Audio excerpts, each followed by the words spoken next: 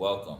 I'm going to introduce you to someone, a publisher, very interesting gentleman. I was introduced to him by a business associate, Cozy Goodman, and like you to meet Mickey Royal. What up, Mick? How you feeling? All right, always good. Good. It was good talking to you before the camera came in. It was a lot of games. We had to put the camera on to get it going, man. Right. Overexcited about, what you were sharing with me. Mm-hmm. Yeah, so why don't you introduce to our general public what Mickey Royal's about? Sure. How you doing, General Public? I'm Mickey Royal, the author of the best-selling book, The Pimp Game Instructional Guide. I've been gone away for a while, so, I'll talk about that later. But I'm here now.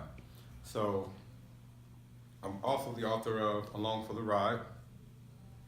Also the author of Pimpin' Ain't Easy, but Somebody's Gotta Do It, all of which are available on Amazon.com. What geared you to start writing these books, to become in the pimp game?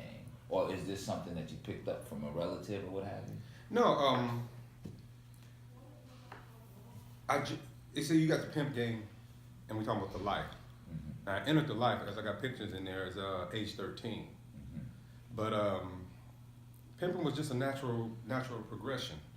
When I entered the game, entered the life, I started off with doing one thing, and you end up going into another. But at age 13, I wasn't in the pimp game. Yeah, I think I entered around 19, 20. What was your influence to get in it? It was just a natural progression. When you into the life, when you get into the life, like I explained to you earlier, it was different activities. So getting into the life first of all, it is by age 13, it was drug dealing, a brief stint with gangbang, but it never made sense to me. It was like doing volunteer work. I figured if I'm gonna work all day, I need to get paid for it. So, and then you just naturally progress. The women, the psychology of it, you have to use a lot of psychology when you're in the street because you have to be able to move people and manipulate people when you don't have an army. What part of town was that in Los Angeles? Oh, I started off in Inglewood, Okay. but I wasn't, I didn't confine myself to one particular neighborhood. That's why I know so many people. Mm-hmm. I traveled around a lot. I had an older brother and everything. But the pimp game, it just presented itself to me, Mm-hmm. in my late teens. And I kind of ran with it from there. I judged each individual case on each individual basis, but I was more so interested in the psychological aspects of it. Because it's a big head game, and coming from a behavioral science background and my parents' background the way it was, retired teachers, everything like that. So I got a chance to use my mind more, and that's all it is a mind game. Were you, when you first got into it, the impression that I had when I came from New York back in the early 80s was the Perms, because I connected with Ice-T, and those were the first guys that I seen doing the West Coast, in a sense, pimping within music and their lifestyles. So when we looked at it like the old Sunset Boulevard, old movies of pimping. So when you were introducing your books and I read it, it was just a different format. So can you elaborate on that? Well, the type of person, I tell people all the time, when you get the ism, and I break down my new books, the other pimp games that are coming, what the ism is. I'm gonna break down on YouTube channels and things like that. I'm gonna be teaching, the lessons and things like that. But Pimping lessons. pimping lessons, mind control lessons. Men can use it, women can use it. If you have a brain, you can use it on your dog. Sure. I break that down into also a new film. Break that down in lessons also. I mean, how do you get a dog to roll over when he doesn't speak English? Doesn't speak. No, doesn't speak. But he understand. You can get him to understand without even verbal command. I also break down body language. But back to your original question. I usually saw that from the movies. See, that comes from a style. Like when I broke down, I said when Malcolm X came from Kentucky in the movie, when he went up to New York City from West Indian Archie and them, they were talking about his loud clothes and things like that. That had nothing to do with the fact that he was in a pimp game or in their life. It had something to do with the fact that he was from Kentucky. And that's the way Southerners dressed. And when he went to New York, it was different. I grew up in Los Angeles during the 80s. I didn't see any clown suits. You won't catch me in that. You won't catch me in pink suits because most of the time I see guys like that, they're trying to be somebody else. When I saw the Perms, I tell people that when you're in the pimp game, everybody is your enemy, especially men, because the customers are primarily men. And men do not like to buy things from other men from women that they get for free. So the tricks constantly resented the pimps. Pimps, just like heterosexual hairdressers, they work all day with women. You work all day with women, you'll find yourself growing nails like them. You'll find yourself envying their hairstyles as they envy yours. They'll get a little rougher around the edges, you'll get a little softer. So a lot of times when you saw them and they got the hair, because to them, that hair looks good, because for 10 years he's been telling women how good they look with that hair. But like I said, coming out of LA in 1980s, in 86, I mean, people always used to rob people with hair like that. That was feminine. You know, so my style today, my style back then, it always reflected my upbringing. And when I see a lot of those guys, I think they're imitating a time they're throwbacks from a time that's long since been gone. It's just like when you look at, they used to accuse John Gotti of being a mafia throwback. Because by the time John Gotti became the boss of the Gambino family in the 80s, mobsters were dressing like you.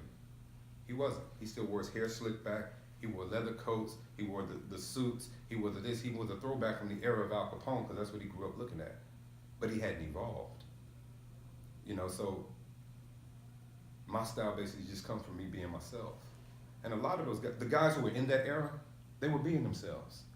The guys who do it now, they're just throwbacks and looking back. Like if I was in the mafia and I wore a pinstripe suit with a red carnation right here. I'm just a throwback from Luciano and Meyer Lansky from the 30s, but I know nothing about a red carnation with this, that, and the other.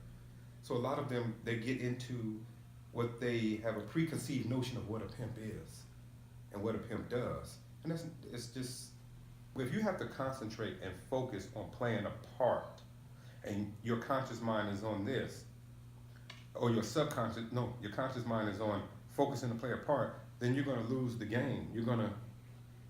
It's going to be missing somewhere else in another area. It's like if I'm a football player, I'm just running the ball. But if I'm concentrating on holding the ball like Walter Payton did, I'm concentrating on doing all of this goofy crap, somebody's going to come knock it out of my hand. Walter Payton held the ball like that because that's the way he held it. And he was just being himself. O.J. tucked it. That's the way he held it. And he was just being himself. So when I see the perms and things like that, I just see that as a lot of imitation, because truthfully a lot of that came out of the South with the Conkin. And those guys, like in the movie, like in the TV show Good Times, they were from Mississippi, not Chicago. They migrated up to Chicago. Families migrated to Detroit because of the auto industry. My family came out of Tennessee, came to Los Angeles because of the aerospace jobs. They all worked at McDonnell Douglas, Northrop. So they brought their Tennessee lifestyle and their ways with them. Like in that movie, Devil in the Blue Dress. Those people from Texas. And they went to Compton. Well, when they went to Compton, what did they do? They had chickens. They had little farms because they brought Texas with them. So when you see a lot of the perms, especially in the bigger cities, that's because they brought that southern style with them. Perms, conks, hot comb, that's down south land. You know. I was under the impression it was Los Angeles because in New York we weren't into stuff like that back then. We had when I started seeing perms, I started seeing them in the gangbang era, and you gotta understand a lot of those gangbangers, most of them were raised by women. And where are those women from? South. They were from Mississippi. They're from Alabama. So when you see your mother do her hair like that, or she do your sister's hair like that, and go, ooh, she looks good. Ooh, she looks pretty. Ooh, she looks desirable. If he's a boy with 4 sisters, he says, I want to look desirable. So next thing you know, you have the James Browns, you have the this, but that started originally in the South.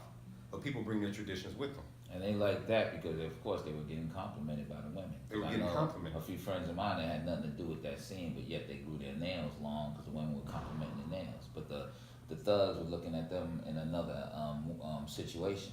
So it was different, but they wasn't here trying to satisfy or impress the thugs. They loved what the compliments that they had from the women. Yeah, growing up in LA, I grew up mostly with we didn't call ourselves thugs then. Start right there. You can introduce yourself again. Once again, like this another chapter. I say, yo, I'm Hen G. You be like, what? You say your name. Mickey Royal. It's Hen G. Let's talk about the segment about the streets now. What's up, Mickey? What's up? I'm just chilling. So how did how did you take off, like coming from the streets to, getting into your industry and living amongst other people that basically was like, really used to target the pimps back in the days? You remember when the gangsters used to look at the pimps because of the way that they carry themselves in a different way, so they looked at them like as if they can approach them and step to them and extort them in a sense. Well, that's what I really didn't have any respect for pimps. Didn't see too many of them being in Los Angeles. I came from a gang drug background, heavy hand background. By the time I was 13, I don't know if they can see the picture in here, but no, that's me at 13 right there. I'm holding close to $2,000 in that picture. I was in the 7th grade. We're gonna show it anyway. I don't know if they could see it. We're gonna show it anyway later on. Yeah, yeah, okay. Oh, so you was in the 7th grade on that one? Yeah, I was 13. And this is also, wait a minute, in the 7th grade. And that's when I was carrying a gun back then. But I had my gold chain, my gold watch. That's when beepers were big, you know. So. You had the big beeper? Oh yeah. I had to actually the Dr. Skinny one first. They didn't tell the numbers go up there, and I had to call and check the number. Then once they came out with the Motorola come with the number, and people put the 411s, 911s, 211 call. Oh, it was on the cracking in. So it was basically you were in the streets before you became a pimp. Long You was before. hustling. Long before. Were you banging? Very briefly. Like I said, it didn't make sense to me, and it was stupid. And I met friends from the other side. I went to school, and I would meet friends from the other side, people I got along with. So we kind of formed our own group on common interests. It would be Crips, it would be Bloods there, it would be non-affiliates, but we had a common interest on making money. So it's like, okay, I would have 30 people from this hood could actually give people a pass to work over here, and vice versa. I said, we were in this to make money, it makes more sense this way. But no, my mother got sick, and then her and my father got divorced. I remember being a kid at 12. And when she had cancer, she was away, and my father, he went his own life, got remarried and all of that. It was just me and my brother. And it took to the street life like a fish to water. A year later, like I said, my conception and Barefoot Pookie was picking me up from school. 2 years later, I was in the 9th grade then. And that's who I was rolling with then. We were part of that, we were all in the same gang project. And I was writing. Writing has always been my first passion. I had, like I told you, in the 7th grade, I had a .22 revolver and a shoebox with toys in it, but they were under the bed. My pencils and ink pens were on the shelf. That's always been, that's always been my passion. So you were writing rap lyrics first? Rap lyrics started first. Actually, I told you at the restaurant, when I was 5, I wrote that play, The Three Wise Men or something, and I was cast as God. And I was anointing the kings to go rule and things like that. I was 5 when I wrote that, 5 or 6, and we acted it out. And I didn't put the pictures in it, but I have the pictures I can show later. And I wrote this play in the 8th grade called Santa Claus Doesn't Come Here. Because we didn't have a chimney, we just had that wall heater. And we performed it at Crozier Junior High. And that time I wrote myself as a small actor in the play. Because I realized at that point, I really liked writing, and I liked rehearsing, and I liked directing and producing, but I didn't like the acting part. How old were you? 8th grade was the year after. I was still I was deep in the life. But at night, when I was doing the plays and things, didn't dress like that, didn't have that on, and I really took to it. I was 14, I think. I was at Warren Lane Junior High. And Where is that located? That's in Inglewood. But the other side of Inglewood, Crozier Junior High is over there. That's where we actually performed it that night. But no, I got into the life. See, I even go before the life. What predated the life was hip hop. Started off with breakdancing. I think I was like 12. Then it went to beatboxing because I heard the Fat Boys hit with a beatbox song and I just lost my mind. Actually, it wasn't that. It was Beat Street. When I saw Dougie Fresh, I said, is he doing that with his mouth? And so it went from breakdancing. And if you're writing and you're in hip hop, natural progression is rapping. So when I started rapping and making tapes, that's when I caught the ear of Conception, and then I got with that crowd and Pookie and all them. But like I said, when my parents split, my mother was deathly ill. It was just me and my brother, and he was in the life, and the life was just all around. He was 1 year older than you? No, 3. 3 years older than you. So you were 13. 13, he was 16. And you guys were by yourself? Yeah. Wow. And there was a lot of, and that's when it just progressed into drug dealing. I grew up on Mixmaster Ken tapes, Mixmaster Spade tapes, Battery Brain. Yeah. I remember buying Dre's tape called Buggin'. From the Compton swap meet? Rhodium. Rodeo. Yeah. And I remember thinking, because I didn't know nothing about a 4-track, and I was like, how many turntables is he using? It was from the song Just Buggin', and it was Buggin'. I paid, I think $10 for that tape, which was like $100.